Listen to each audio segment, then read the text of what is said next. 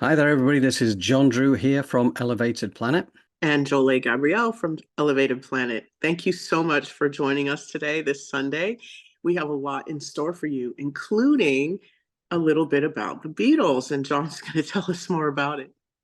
Yeah, so when looking at what to focus upon this week, George Harrison, he did an awful lot of spiritual exploration. They all did, all four of them. Spend a lot of time in India, as you'll see, because like I'm going to share this stuff with you very shortly. But it's really interesting when you take his perspective and you look back at what he discovered during their time in India and how it, figured in his life. But the first thing I am going to share with you is actually relating to Aveen. We had Aveen included in the show last week where she was doing her piece on the Luciferian globalists. She was talking about the revelation of the method, where we have these beings out there who are not really looking after humanity's best interests. So that was interesting. And Aveen knows an awful lot about so many things. I mean, she is a shamanic practitioner along with a multimodal teacher and various other things, and a healer. But she is running a course at the end of May. So we thought it would be an opportunity just to highlight that. So I did a little promo video with Aveen earlier this week, and I'm just going to show you the first minute of that because there you'll see the first little burst of what it's about. And I would recommend anybody with spiritual curiosity to check it out because these things usually cost a lot of money. And Aveen's doing this at what I would consider to be a very inexpensive rate. What do you think? What do you think, Jolie? I absolutely believe that she's giving this away practically for what she is worth. This is a true honor and privilege for those of you that can attend because you will be in the presence of a master. I have gotten quantum light pod healing from Aveen, and I can honestly say that that is transformative.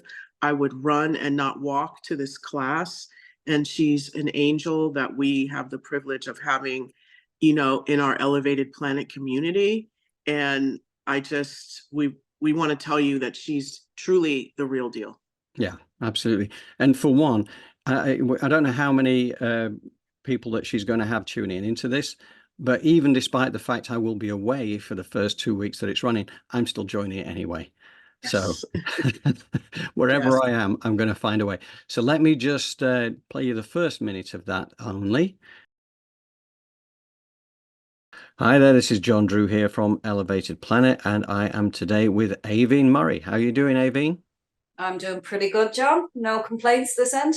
Good, good. So, what we're looking to do here is just promote the course that you are going to be running very shortly, because I think it'd be a great opportunity. Okay, this course is really for people who are curious to understand energy and who are delving into their spiritual development or awareness, maybe for the first time, because it can be a bit daunting if you have an awakening and you don't really know what to do with this new awareness. And that's why I put the course together, because it's a short course. It's for 6 weeks on a Wednesday evening. It's going to be recorded as well. So if anybody can't join on a particular day, they get the recording. And what I'm going to actually cover, we're going to start with what's called the auric field. That gives you just a little bit of a flavor of what it's about. The full video itself is only 8 minutes long. There will be a link to that same clip on the weekly newsletter. And as ever, if anybody's watching this and they want to get access to the newsletters and the likes, then just send me an email at johndrew@elevatedplanet.life, and I will make sure that we get you on that list and share any information that you're interested in. But certainly, that is the 29th of May. It starts on the Wednesday, 7 p.m. UK, which makes it 11 a.m. California, for instance, or whatever that's going to be. Is that 2 p.m. in Eastern? So, there's plenty of opportunities there to get involved with that, and certainly comes with a recommendation from us.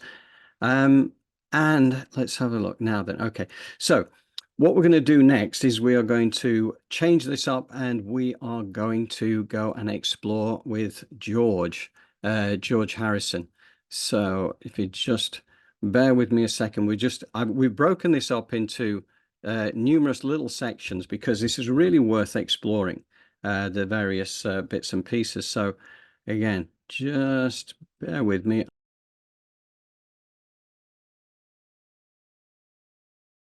George Harrison is a man who needs no introduction. He passed away November 29th, 2001 at the age of 58. He left behind one of the biggest musical legacies of all time, but also an abundance of philosophical and spiritual knowledge. His intellect on worldviews only grows in relevance as time goes on.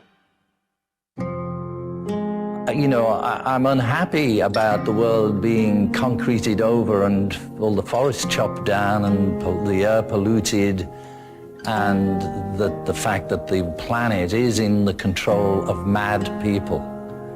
You know, people who are crazy, people who are greedy, all these people who are selling the rainforest and, you know, any forest, just selling it because they make some money without, you know, I'm very unhappy about that, but I have a long-term view, which is all things must pass. I mean, before it used to be maybe they're going to blow us up with H-bombs. But even that, I thought, it don't really matter. They can't destroy what's within ourselves. Krishna said, there's no time when we didn't exist, and there'll be no time when we cease to exist. The only thing that changes is the body. So even if they blew us up with H-bombs, our soul will stay in our other astral body, and the only thing that won't be here is physical. So, you know, I'm sad about it, the world, but I look at it from within and without. Interesting perspective, because obviously we did talk about the Luciferian globalists last week, about these higher entity beings who, and again, this all came from R.J. Spina as well, about how they can lower their frequency to come into, you know, the humanity kind of area, but they feed on the emotions of fear and the negative emotions, and therefore, and they're enormously powerful, and they're backed up by a small degree of humanity as well. When he talks about the world is being run by madmen, you know, you've only got to look at, you know, the warmongering, you've got to look at the devastation, you've got to look at the destruction of the rainforests. This is crazy. You know, the Amazon rainforest is known as the lungs of the earth, right? So what have we been doing? We've been destroying our own lungs for a long time. So, and it's crazy. And they say, oh yeah, well, for every tree we chop down, we plant 3 trees. Okay, right. So we're getting rid of a fully grown tree of several hundred years. And how many is it going to take another 100 years or 200 years before those trees you've planted actually replace the trees that you've chopped down? There's a lot of craziness out there. But again, what George is saying about the fact that when you know, if we all got blown up by the H-bomb, as he put it, right? All that's going to happen is you're going to lose your physical body. And this George talks a degree about the death thing here as well. And I think he explains this in more detail as we go on. But, you know, I think he's absolutely right. There is no point in fearing death. They can't kill us. That's the bottom line. That's the fact as I see it. But yeah, the craziness of those leading humanity, and we don't necessarily have to think about our government leaders, because honestly, the sad thing is, in my mind, that they are the puppets rather than the puppet masters. Scary though that may seem. But I honestly believe that to be the case. There is a small group of people, whether you call them, you know, the Luciferian globalists, whether you call them the Cabal, whether you call them some other similar name.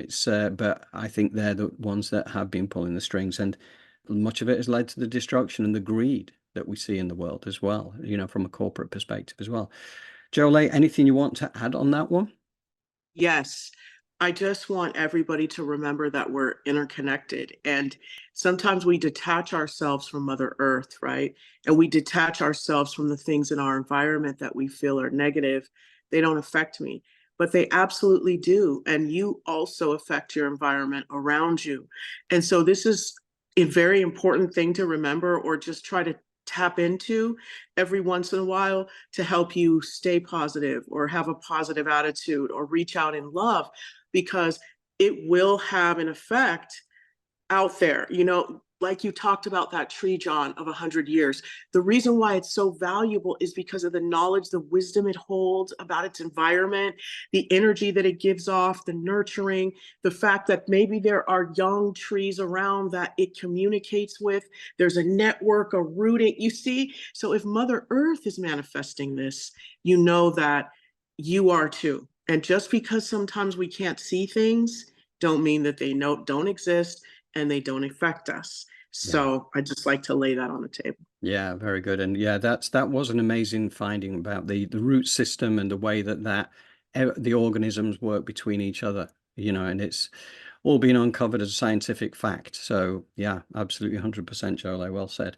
Okay, so on to next section. Here we go. In 1968, George traveled to northern India alongside the Beatles, where they took part in transcendental meditation training with Maharishi Mahesh Yogi. This is a technique George kept with him for many years to come. Although George learned more than just meditation in India, this trip also helped craft his views on religion and spirituality. I happened to get into meditation through music, really, Indian music. And I went to India to learn a bit of Indian music, and inside I always had a desire to know about yogis, and can't explain that one. It's just something that's been in me from some time in the past, and I wanted to know about that. So I had the opportunity to find out about it in India, and consequently that led into meditation, because really the only reason to be living is to have complete, full knowledge, full bliss consciousness. Everything else is just mundane and secondary. I wanted to know some method of enlarging my own consciousness, and that's meditation. It's been there millions of years, and not can the door be opened. One of the things that I pick up on that, and I love the word or the expression bliss consciousness. You know, we're obviously, meditation is a big part of what Elevated Planet is about, encouraging people to find their own way, or to use Jolie's guided visualizations as a way of tapping into who we really are, which this is the amazing thing about it. And this is part of what George uncovers as well, is that understanding that we are not just a physical body. You know, we've said it time and time again, but how do you connect with the part that is the non-physical? Because again, as R.J. Spinner said last week, well, he didn't say it on the program last week, but I'd heard this through in a similar interview that he'd had, where he was explaining, and again, through the fact he is a master, you know, R.J. is a master. And because he went through a death process himself and came back, he knew the answers to certain things, which are obviously just no more than a question for most of us mere mortals. But he was explaining that 97.5% of your intellect sits outside of the physical body in your higher self. So you get 2.5% which fires up, which is perfectly adequate for this human body. It can only take so much energy. It is like your suit of clothes kind of thing, or your car, driving your car. But there's only so much energy it can take. So most of your intelligence, your past, your history, your past lives, your past incarnations, whatever, all that wisdom sits outside of you. So how do you tap into that? It's not just about the non-physical part of your body, but it's actually accessing this higher self that carries so much knowledge. So Jolie, what do you think? I think it's really fascinating that, you know, even him as a superstar, right? He started to ask the universe questions. You know, he began there. And so I saw that as no matter where you are on the spectrum or hierarchically in our society, when you begin to ask the universe or question, things start to show up in your life. And it starts to kind of help you expand. So the thing to do is kind of whatever triggers you, because even me watching this, because John and I, we go through this a few times before we come on live, and I got emotional just watching George Harrison speak about his journey and how much he was kind of balls to the wall You know what I mean? To learn this, and no matter how much he cash or whatever, he realized it's not about that. It's about connecting with the non-physical, as he says, and really bringing that to the forefront. Or as RJ said, really that's 97% of that is abstract of what we have. 97% is resides in the higher self of our intellect. Right. So let's learn to tap into that so that we can really make decisions that not only help ourselves, but our environment. I keep harping on that, but that's so important because yes, we must do the inner work, but we do the inner work so that we can clean up our lives, right? And we can help others clean theirs up. Yeah. Yeah. And it kind of also aligns with, you quite often have sort of information coming in, defer to the higher self. I know when you do your work, Chole, right? Yes, that's And that correct. just shows the wisdom of actually doing that, because, that is a powerful entity out there that knows what it will always be protecting you and making sure the information that comes through is right. Because the higher self is ancient, right? You think about your soul. And your soul, there's some of us that are babies, but there's a lot of us that are very, very evolved as a soul. So it's like maybe learning how to tap into that inner wisdom will really help us to remember how great we are and what we're capable of. Right. Wonderful. Yeah. Bliss consciousness. That's what we want. Let's tap Yes. into that some. Meanwhile, we'll go back to George for part 3. The thing that really got me interested was after being brought up as a Catholic until I was about 13, I couldn't take it any longer because it was just full of hypocrisy. The teachings of an Indian called Vivekananda, which really impressed me, he said, if there's a God, we must see him. If there's a soul, we must perceive it. Otherwise, it's better not to believe. It's better to be an outspoken atheist than a hypocrite. And this, for me, going to India and hearing somebody saying, no, you can't believe anything until you have direct perception of it. And I thought, wow, fantastic, at last, find somebody who makes some sense. And so I wanted to go deeper and deeper into that.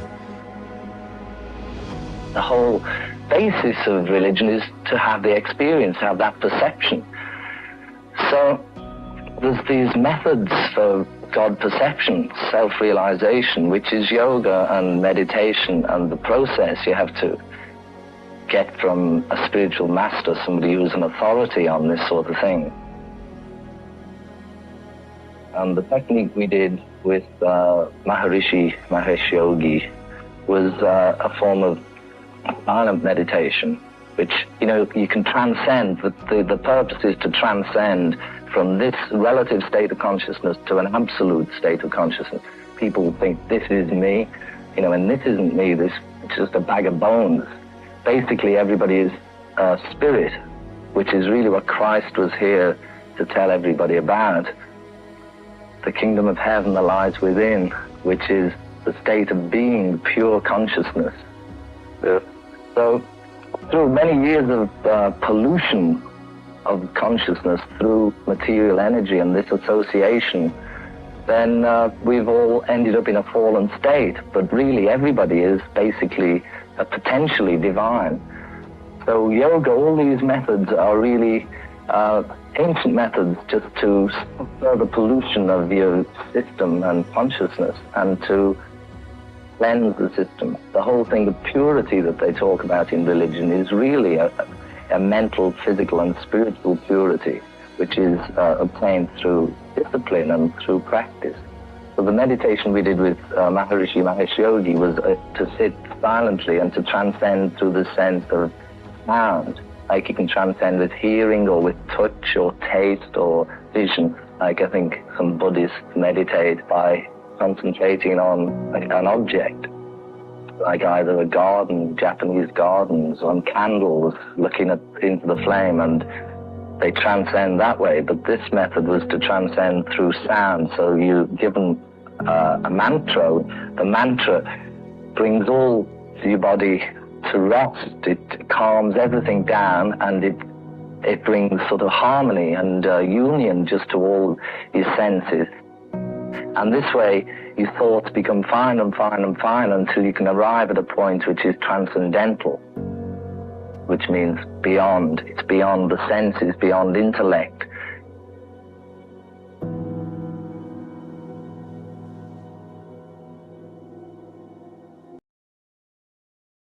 It's better to be an outspoken atheist, right? You need to perceive what you believe. And that I think that is really quite powerful, because, you know, a lot of people, we just learn things that we're told what it is. We're told, like when I first went to church, you know, you never quite got it really. It was like some nice stories, and it wasn't that you know, you did believe, didn't believe, but you didn't really feel it. It wasn't kind of, well, sorry, you did. I didn't really feel it. I went because it was expected, but I think that the whole thing now, one thing that I've learned through the last 6 years, coming from the mainstream side of things, is that I was missing out on a huge part of life, learning about the meditation. And, you know, I've not done the transcendental meditation. That's another journey I've yet to take. I've not done astral traveling. There's so many things I haven't done. You know, all I've done is uncover the tip of a very big iceberg. But it's exciting because it does, you know, when George mentioned about that bliss consciousness in that previous piece, I feel that every time. You know, it's when I do the meditation, there's no happier time of day than when I just sat there and I've got this vision of where this goes in the future. I've got a vision of the love that is coming in, that is going out, and, you know, anyway, that's your personal experience there that you build up over time. And it's a magnificent way of tapping into the real you, because it goes beyond the physical. And that's the joy of it.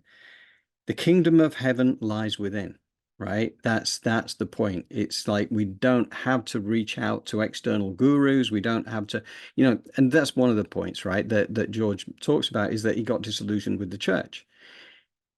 The church made its money going back hundreds of years ago by putting itself in as the middleman between each person and God. If you wanted to access God, you had to go through the church, and they would put in a good word for you if you paid enough money. If you go back a few hundred years, that's the way it used to work. Nowadays, no, I mean, a lot more of those days have gone by the by, but nevertheless, nobody needs a middleman. Right? That is the bottom line from my perspective. And that is what George learned along the way. The kingdom of heaven lies within. We have been in a fallen state because that's where we've been encouraged to go, you know, disempowering us, making us far less than we are, actually hands the power away to others. So this is an era that is coming to an end, when we are stepping back into our power and creating our world of unspeakable beauty. That is part of where we are heading with this. That's why I have that big stupid grin on my face whenever I'm meditating, because I'm there. I'm already there. But it is a practice. You know, that's the word that keeps coming back as well. It's not just a one and done.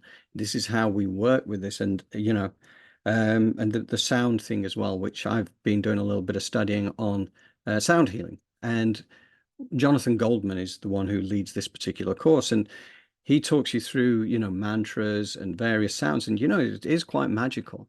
You know, even if the kind of note, where you can use that, it really vibrates at a very strange frequency that helps you to just drop into that deeper state.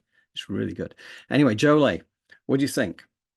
I think it's also very valuable, you know, information, because sound and sonic and frequency, it's all very healing. You know, I don't know if people know about, you know, Raymond Rife and his machine. We've talked about that before, right? And how, you know, there are these practitioners out there and healers that can attune to a certain frequency and blast out disease. And, you know, this man was chased down and his information destroyed somewhat. It's still around though. And he was killed. So we know that when we start getting places like this, we know that we're starting to get somewhere that is really starting to focus on that 97% and take us higher, instead of the emphasis on the shell, the thing that's just has that 3% that we seem to be so obsessed with, Right. you know, at the behest or at the, detriment of our spiritual development and our development of being able to do great things as humans if we learn how to collaborate. But the good thing is we have this technology now that we have no choice but to connect with one another if we want to live full lives now. So it's a beautiful thing. And you see how Mother Earth and the spirit has a tendency to course correct. Even George Harrison is telling us about this. He began to course correct, right? His spirit, his consciousness was thirsty for knowledge. So it's a beautiful unfoldment to watch George Harrison sit in the same place we're sitting. Yeah. I love it. Right, here we go. Next part. People always say I'm the Beatle who changed the most, but really that's what I see life is about. Unless you're God conscious, then you have to change because it's a waste of time. Everybody is so limited and so really useless when you think about the limitations on yourself. And the whole thing is to change, try and make everything better and better. And that's what the physical world is about, is change. Change that happens through meditation. I mean, it's a gradual sort of thing. But the more you realize with anything, with just growing older, the more you realize it helps you in some way. With meditation, you're able to understand that there is this unity lying beneath everything. There's something there within every atom that holds it all together, and that in actual fact it really is one. But on an intellectual level, to say it is we are one, then, I mean, again, you miss the point. It's an experience. You have to really have that perception. Maharishi said, for a forest to be green, each tree must be green.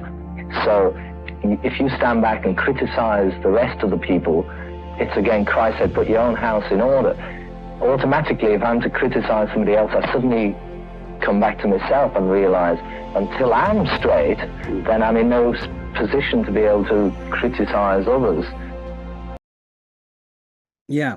So George talks there about the self-imposed limitations and also encouraging people to embrace change, not seek safety all the time, because that limits us. We've talked about this before. And this is a time of change that we're going through right now. So for those who cannot embrace change, nothing is permanent.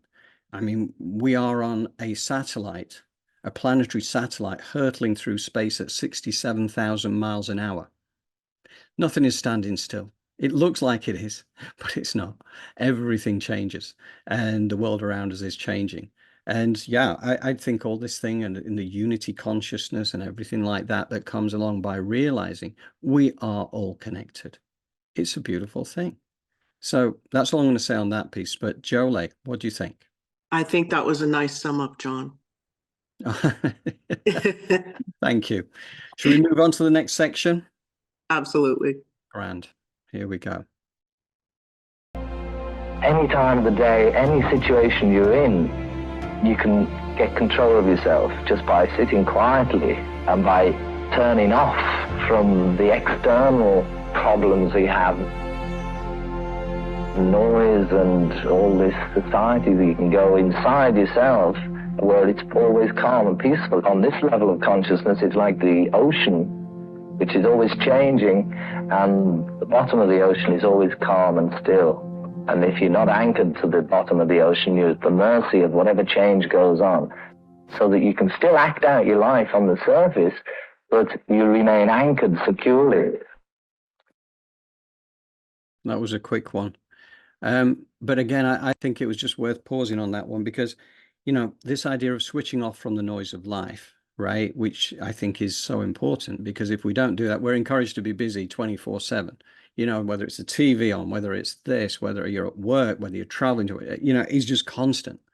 So what you have to do is work yourself some time so that you can actually go within. And it's a beautiful experience. You're not missing anything. You're actually missing something by not tapping in. So I would always encourage people to actually do that.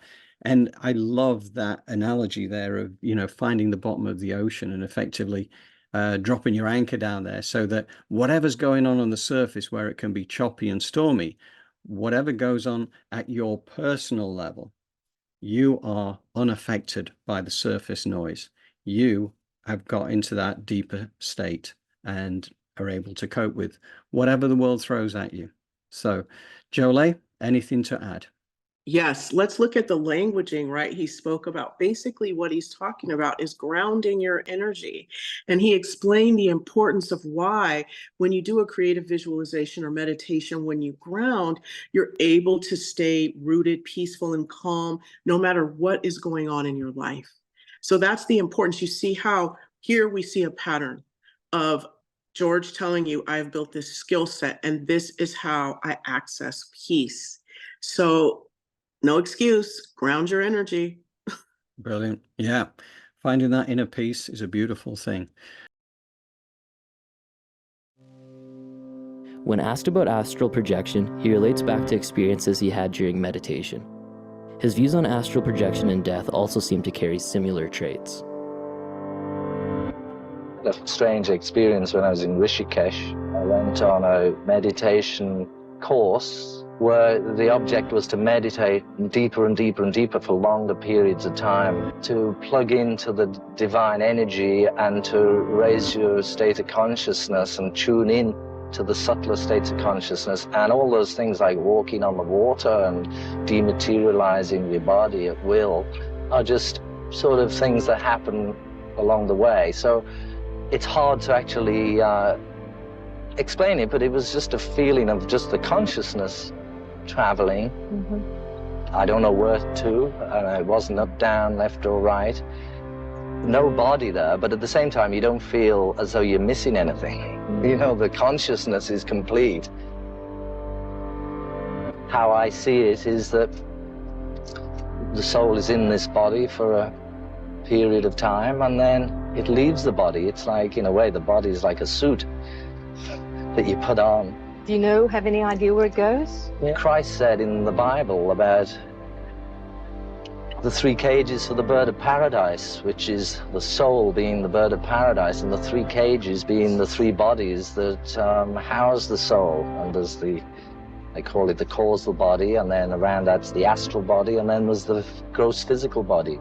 So death is really when the physical body falls off, but the soul's still in 2 other bodies, so it's then on the astral level.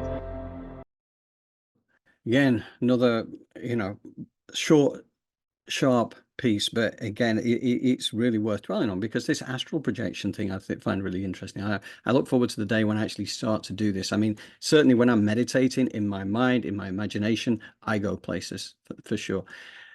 The level that George is talking about, and I know that others have achieved this as well, probably Jolie as well for that matter, but certainly I know with Aveen Murray, who we were talking about earlier, I know she's had some very interesting experiences, and one of the ones she talked about, I think she talked about this in the first interview that we did, going back about a year and a half ago, and she was saying that when she traveled, she went across to, and it looked like it was in America, and there was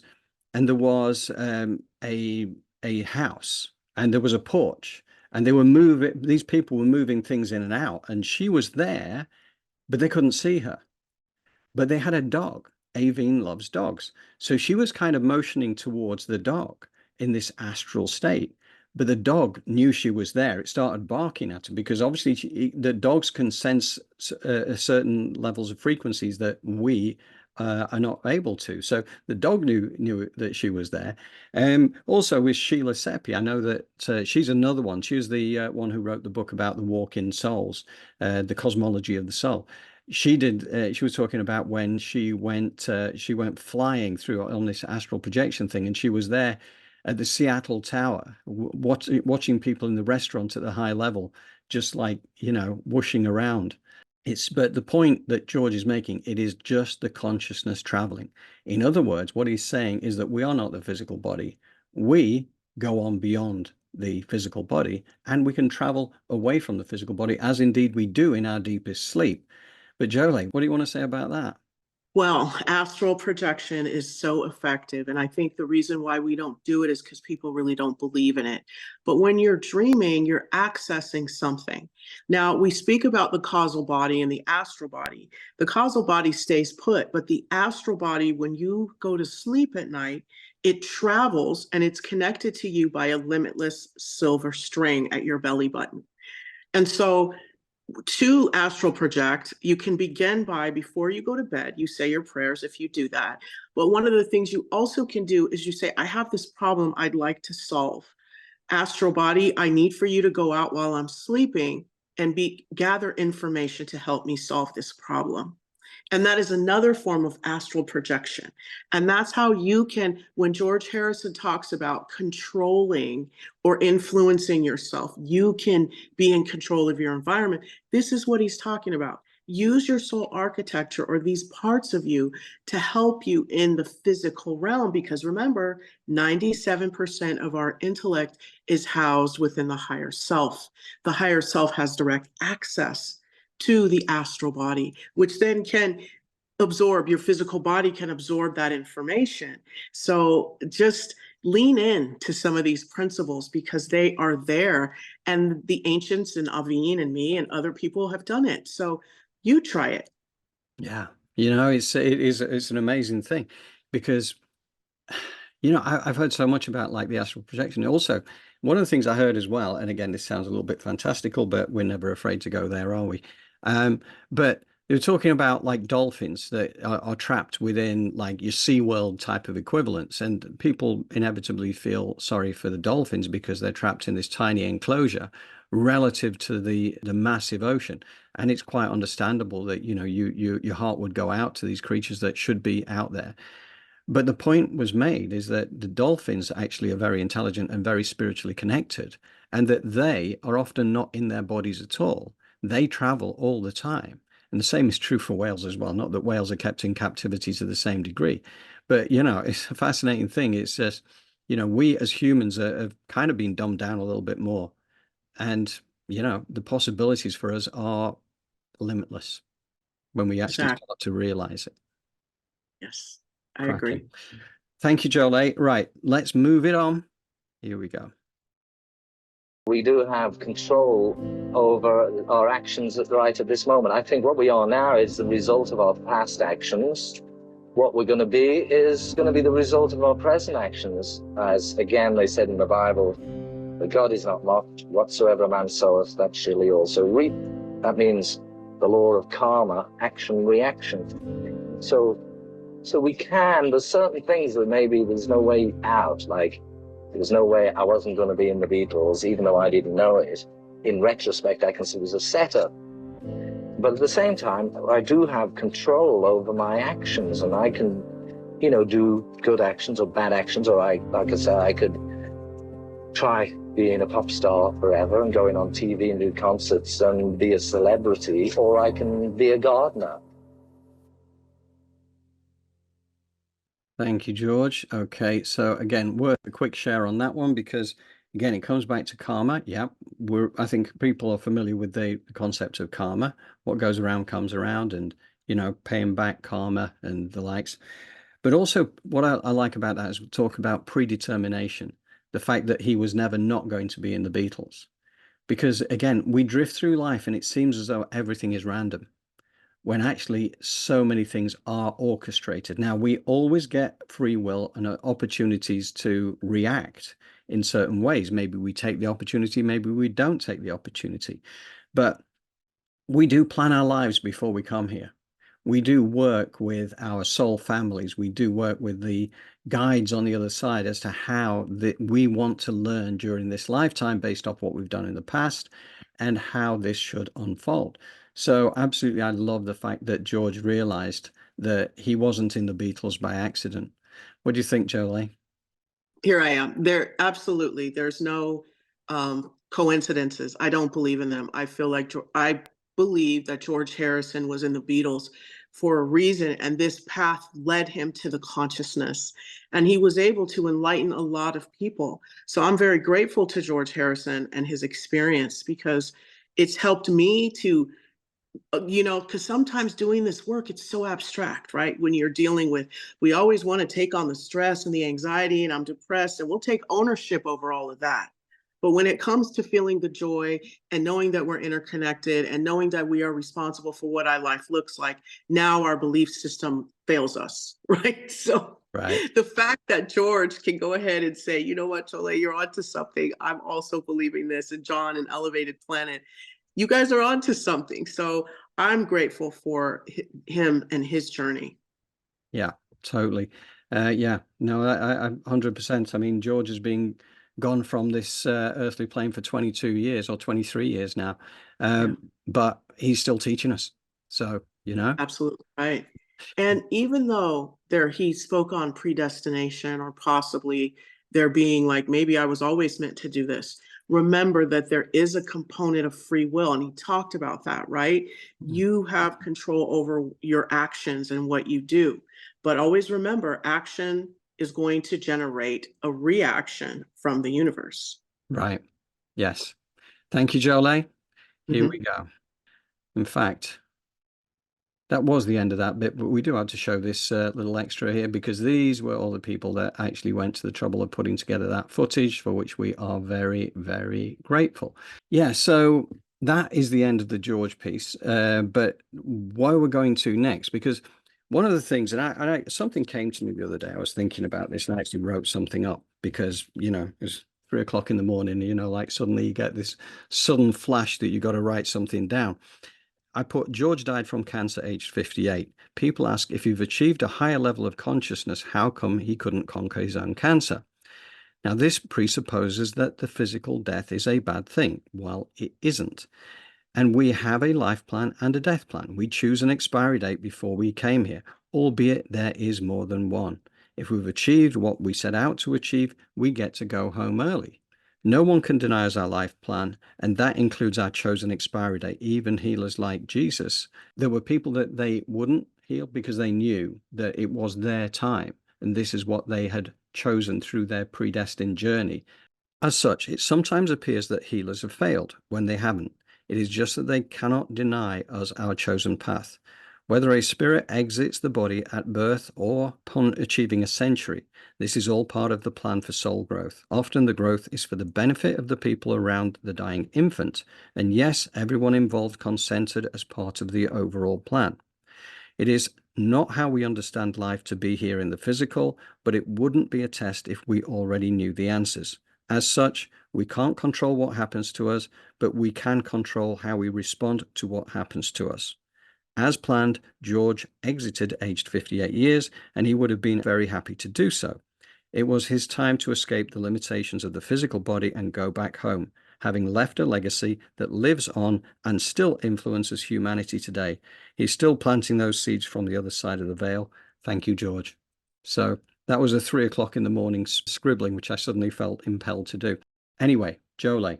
I think you summed that up nicely, John. I don't have anything to add to that wonderful thing you scribbled at 3 a.m. It doesn't happen that often, but it does sometimes. Maybe once every couple of weeks, I suddenly feel compelled.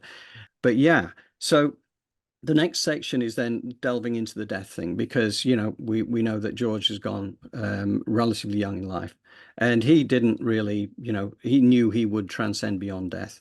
And therefore, we thought that we would then tap into the God wisdom from Neil Donald Walsh and his conversations with God to explain this over the next 6 minutes. So without interruption, here is God and Neil Donald Walsh.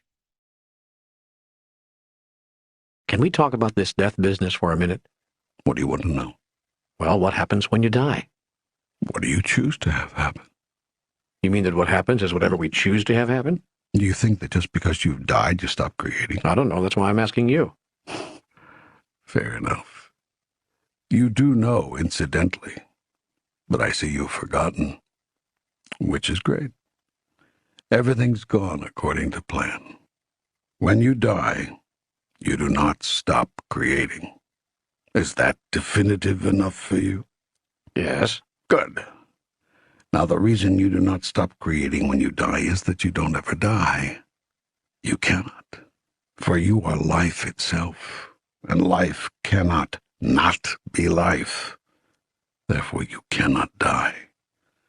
So at the moment of your death, what happens is you go on living. This is why so many people who have died do not believe it, because they do not have the experience of being dead. On the contrary, they feel, because they are, very much alive. So there's confusion.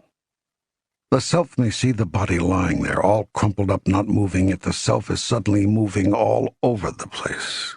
It has the experience often of literally flying all over the room, then of being everywhere in the space, all at once. And when it desires a particular point of view, it suddenly finds itself experiencing that. If the soul, the name we will now give to the self, wonders, gee, why is my body not moving? It will find itself right there, hovering right over the body, watching the stillness curiously. Someone enters the room and the soul thinks, who is that? Immediately the soul is in front of or next to that person. Thus, in a very short time, the soul learns that it can go anywhere with the speed of its thought. A feeling of incredible freedom and lightness overtakes the soul, and it usually takes a little while for the entity to get used to all this bouncing around with every thought. If the person had children, and should think of those children, immediately the soul is in the presence of those children wherever they are. Thus the soul learns that not only can it be wherever it wants with the speed of its thought, it can be in 2 places at once, or 3 places, or 5. It can exist, observe, and conduct activities in these places simultaneously, without difficulty or confusion. Then it can rejoin itself, returning to one place again, simply by refocusing. The soul remembers in the next life what it would have been well to remember in this life, that all effect is created by thought, and that manifestation is a result of intention. What I focus on as my intention becomes my reality. Exactly. The only difference is the speed with which you experience the result. In the physical life, there might be a lapse between thought and experience. In the spirit's realm, there is no lapse. Results are instantaneous. Newly departed souls therefore learn to monitor their thoughts very carefully, because whatever they think of, they experience. I use the word learn here very loosely, more as a figure of speech than an actual description. The term remember would be more accurate. If physicalized souls learn to control their thoughts as quickly and as efficiently as spiritualized souls, their whole lives would change. In the creation of individual reality, thought control, or what some might call prayer, is everything. Prayer? Thought control is the highest form of prayer. Therefore, think only on good things and righteous. Dwell not in negativity and darkness. And even in moments when things look bleak, especially in those moments, see only perfection, express only gratefulness, and then imagine only what manifestation of perfection you choose next. In this formula is found tranquility. In this process is found peace. In this awareness is found joy. To recap then, souls released from the body quickly remember to monitor and control their thoughts very carefully, for whatever they think of, that is what they create and experience. I say again, it is the same for souls still residing with the body, except the results are usually not as immediate. And it is the time lapse between thought and creation, which can be days, weeks, months, or even years, which creates the illusion that things are happening to you, not because of you. This is an illusion, causing you to forget that you are at cause in the matter. As I have described now several times, this forgetting is built into the system. It is part of the process, for you cannot create who you are until you forget who you are. So the illusion causing forgetfulness is an effect created on purpose. When you leave the body, it will therefore be a big surprise to see the instant, obvious connection between your thoughts and your creations. It will be a shocking surprise at first, and then a very pleasant one, as you begin to remember that you were at cause in the creation of your experience, not at the effect of it. Wonderful. Thank you, God. So I am not really going to get over involved in that, because I think God says it best, really. I don't think I can improve on God. And I do, I do find it fascinating. And it goes on so much. There's actually an awful lot more that we can cover there, which talks about the death process in a deeper sense. And maybe we'll do that some stage in the future. Although I would always recommend the book as well, you know, whether on audio or, you know, the more tactile version. But Jolie, I'm going to bring you in because I am stepping on your meditation toes here. Do No that. worries, no worries. Let's do it quickly. Are we ready? Yep, I'm just going to I really want to we have like 5 minutes. I'm going to show you or demonstrate just how 5 minutes is all you need to ground your energy and to just have your cells start popping with joy. So you want to begin to breathe with the rhythm of your body. For those of you that are in the middle of doing something like cooking or doing your hair, keep doing it. Meditation can take place at any time, at any moment. Just be careful when you're driving or operating a vehicle. All right. So you're going to want to ground your energy. And with your eyes open or closed, I want you to generate, visualize, imagine a grounding cord of a natural earth element connected to between your sit bones and then grounded and rooted into the core of Mother Earth.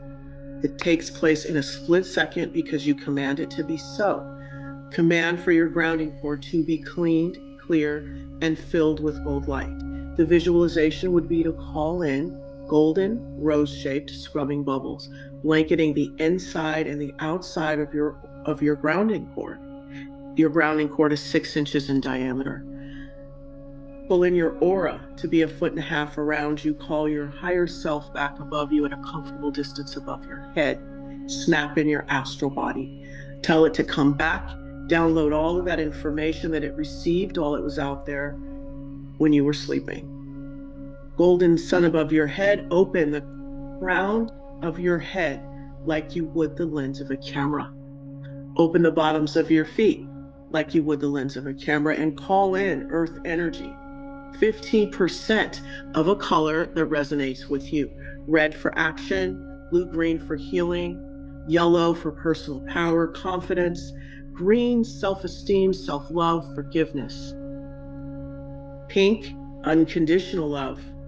We want to bring in some indigo for speaking our truth, for some our intuition, and we can do silver for more of a deeper connection with the divine. Bringing in that color as that gold cascades down. It cascades down, and that 15% is moving up the side channels of our legs after it pulls in our feet. They meet at that grounding cord in that first chakra, and then they begin to fill you up like water fills up a cup. So this beautiful earth energy of a color that resonates with you is mixing in with this gold, and this beautiful color is becoming gold flecked as it fills up your body. Some of it goes down the grounding cord. So here we are. Any of the stress, the anxiety, the fear, the doubt, any of that we are holding on to of the past, unable to let go of the dogmas and the doctrines that are oppressing us and holding us down. Let's take a deep breath in and exhale the rhythm of our bodies. And once and for all, say, I'm ready to let go of this and release all of this negativity. And we turn it a color. We turn it a bright red, whatever we want it to be. And we flush that down and out. First, we locate it in our bodies. I'll walk you through it. Bright red. I have some bright red in my wrist. I have bright red in my chest. I have it in the front of my face, back of my hands, my arms, my creativity, and my thighs. A lot of that energy is there. So I see that. And I say, this depression, this anxiety, this fear, this doubt, you got to go, homie. You got to get out of here. So we flush it down the grounding cord. And as we flush that down the grounding cord, and all of those golden scrubbing bubbles fall away, and that gold light and that Mother Earth energy just chases it all the way down. Like, you got to get out of here. You no longer belong to me. We're sending you down into the core of Mother Earth to turn into positive creative life force energy for anyone to use. And then you bring down that golden sun and you allow it to fill up the spaces and the places in your body that you just moved out that energy, whether it be anger, fear, doubt, worry, or any strong emotion. You're holding it in your body. Turn it a color send it on out to Mother Earth. See that visualization all the way to its end. So you see that colored energy, whatever color you turned it, the bright red, all the way into Mother Earth, sizzle, turn into positive creative life force energy. What does that mean? It becomes one with whatever that essence is in the core. And people can now access it when they ground into Mother Earth. This is a beautiful exchange of release and fill up, with then allows you to connect, just like that tree with that root system that has access to that information. Now you do as well. Take a deep breath in with the rhythm of your body. When you're ready, because this essence started at your feet, hands, and crown chakras, filled up your aura layer, removed and resolved that information or what you were ready to let go of and release down into Mother Earth. Put another golden sun above your head. And this time, when you bring that one down, it's going to fill up the aura layer, all of your personal space, with this beautiful energy from the divine and from Mother Earth. So you can see that energy spread out your feet, hands, and crown chakras, mixing in with that golden sun, filling up your aura layer. Take that visualization all the way down to the bottom of the aura layer, which is like an egg. And so all of that essence is going to meet underground, right? A little bit underground. As you sit in the center of this aura layer, clean and clear and filled with gold light. So now we're ready to close our feet and hand chakras like we would the lens of a camera, but we stay grounded, rooted into Mother Earth. And we're also going to close our crown chakra like we would the lens of a camera. Take a deep breath in, exhale with the rhythm of your body. And when you're ready, you can open your eyes.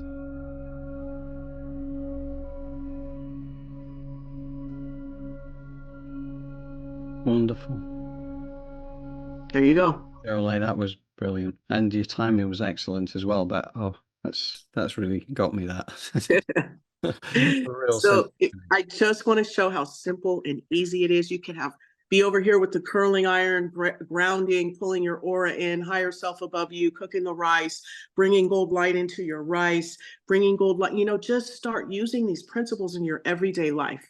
And it's a recipe for success. Yes. Whenever I'm cooking or I've got my curling irons in my hair, I'm going to be doing it. Trust me. Exactly. Try it out. I will. See how I will. feel. Okay, brilliant. Well, we're going to send the newsletter out tomorrow with the recorded version of this. As I said before, anybody ever has any questions for us or wants to join our distribution list, reach me at johndrew@elevatedplanet.life. And you can also contact us through our website, which is elevatedplanet.life/contact page. So there you go. Thank you, Jolie. Really enjoyed this. And thank you, community, Elevated Planet, Nos Populi. We love you. Yeah, sure do. We'll see you next week. Goodbye. Bye-bye.